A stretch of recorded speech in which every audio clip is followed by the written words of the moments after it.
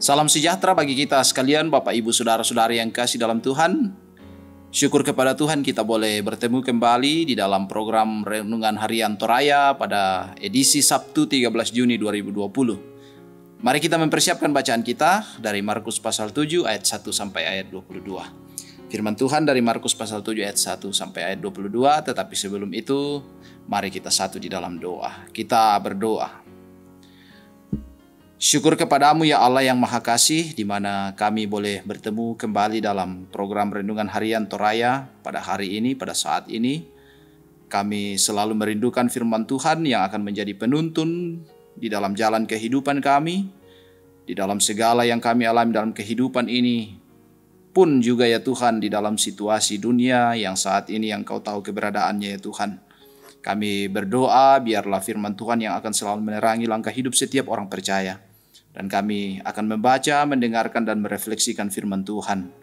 Kuasa Roh Kudus kiranya turun atas kami semua sehingga kami mampu untuk menyelami, mendalami kebenaran firman Tuhan. Terlebih kami dimampukan untuk melakukan di dalam kehidupan kami. Bersabdalah ya Tuhan, kami siap untuk mendengarkan. Dalam Kristus kami berdoa. Amin. Firman Tuhan yang kita akan baca pada saat ini dari Markus pasal 7 ayat 1 sampai ayat 22. Dengarkanlah firman Tuhan. Perintah Allah dan adat istiadat Yahudi. Pada suatu kali serombongan orang Farisi dan beberapa ahli Taurat dari Yerusalem datang menemui Yesus. Mereka melihat bahwa beberapa orang muridnya makan dengan tangan najis, yaitu dengan tangan yang tidak dibasuh. Sebab orang-orang Farisi seperti orang-orang Yahudi lainnya tidak makan kalau tidak melakukan pembasuhan tangan lebih dulu. Karena mereka berpegang pada adat istiadat nenek moyang mereka. Dan kalau pulang dari pasar mereka juga tidak makan kalau tidak lebih dahulu membersihkan dirinya. Banyak warisan lain lagi yang mereka pegang, umpamanya hal mencuci cawan, kendi, dan perkakas-perkakas tembaga. Karena itu orang-orang Farisi dan ahli-ahli Taurat itu bertanya kepadanya, "Mengapa murid-muridmu tidak hidup menurut adat istiadat nenek moyang kita, tetapi makan dengan tangan najis?" Jawabnya kepada mereka, "Benarlah nubuat Yesaya tentang kamu, hai orang-orang munafik. Sebab ada tertulis, bangsa ini memuliakan aku dengan bibirnya, padahal hatinya jauh daripadaku. Percuma mereka beribadah kepadaku, sedangkan ajaran yang mereka ajarkan ialah perintah manusia. Perintah Allah kamu abaikan untuk berpegang pada adat istiadat manusia." Yesus berkata pula kepada mereka, "Sungguh pandai kamu mengesampingkan perintah Allah, supaya kamu dapat memelihara adat istiadatmu sendiri. Karena Musa telah berkata, hormatilah ayahmu dan ibumu, dan siapa yang mengutuki ayahnya atau ibunya harus mati. Tetapi kamu berkata, kalau seorang berkata kepada bapaknya atau ibunya, apa yang ada padaku, yang dapat digunakan untuk pemeliharaanmu, sudah digunakan untuk korban, yaitu persembahan kepada Allah, maka kamu tidak membiarkannya lagi berbuat sesuatu pun untuk bapaknya atau ibunya. Dengan demikian firman Allah kamu nyatakan tidak berlaku demi adat istiadat yang kamu ikuti itu. Dan banyak hal lain seperti itu yang kamu lakukan." Lalu Yesus memanggil lagi orang banyak dan berkata kepada mereka, "Kamu semua dengarlah kepadaku dan camkanlah. Apapun dari luar yang masuk ke dalam seseorang tidak dapat menajiskannya, tetapi apa yang keluar dari seseorang itulah yang menajiskannya. Barang siapa bertelinga untuk mendengar, hendaklah ia mendengar." Sesudah ia masuk ke sebuah rumah untuk menyingkir dari orang banyak, murid-muridnya bertanya kepadanya tentang arti perumpamaan itu. Maka jawabnya, "Apakah kamu juga tidak dapat memahaminya? Tidak tahukah kamu bahwa segala sesuatu dari luar yang masuk ke dalam seseorang tidak dapat menajiskannya? Karena bukan masuk ke dalam hati tetapi ke dalam perutnya, lalu dibuang di jamban. Dengan demikian ia menyatakan semua makanan halal." Katanya lagi, "Apa yang keluar dari seseorang, itulah yang menajiskannya. Sebab dari dalam, dari hati orang, timbul segala pikiran jahat, percabulan, pencurian, pembunuhan, perzinahan, keserakahan, kejahatan, kelicikan, hawa nafsu, iri hati, hujat, kesombongan, kebebalan." Amin firman Tuhan. Tuhan atau tradisi. Batulan bahasa Toraya, buang matua raka, batu kebiasaan.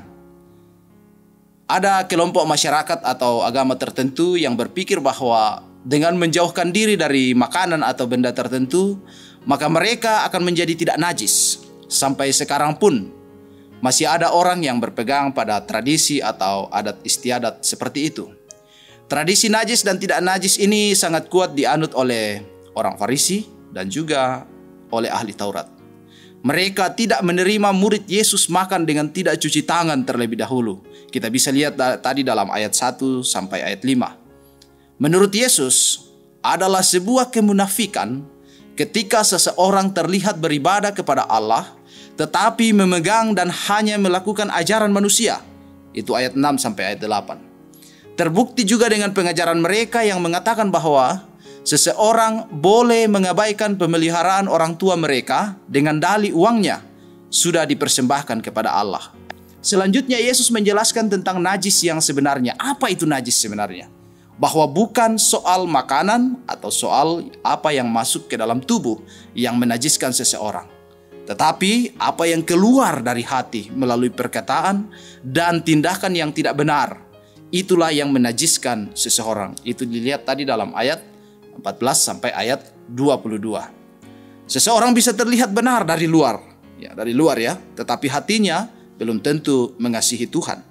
Aturan, adat istiadat, dan agama bukan tidak penting selama itu didasarkan pada kebenaran firman Tuhan serta dipahami dan dipraktekkan dengan motivasi yang benar. Kebenaran Tuhan jauh melampaui tradisi dan adat istiadat manusia.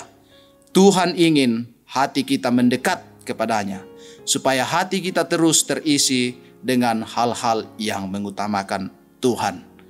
Amin. Firman Tuhan. Mari Bapak Ibu Saudara-saudara yang kasih dalam Tuhan, mari kita satu di dalam doa. Kita berdoa. Ya Allah, ya Tuhan kami yang kami sembah di dalam Allah Bapa, Anak, dan Roh Kudus. Kami bersyukur bahwa kami boleh merenungkan firman Tuhan pada saat ini. Kami diajarkan, kami ditegur, dinasihati untuk selalu menjadikan firman Tuhan menjadi dasar kehidupan kami. Sehingga ya Tuhan, kami mengutamakan Engkau dalam kehidupan kami jauh melampaui adat istiadat kami. Bahkan firman Tuhan menjadi tolak ukur untuk setiap apa yang kami lakukan dalam kehidupan, termasuk dalam adat dan kebiasaan kami. Kami percaya Tuhan bahwa ketika kami berjalan dalam jalan kebenaran Tuhan, maka kasih berkat Tuhan akan bersama-sama dengan kami. Tuntunan Tuhan akan mengarahkan kami di dalam kehidupan kami, dalam berbudaya, terlebih di dalam kehidupan sehari-hari. Ya Allah, ya Tuhan kami, tuntunan dan penyertaan Tuhan dalam kehidupan kami selanjutnya selalu kami harapkan.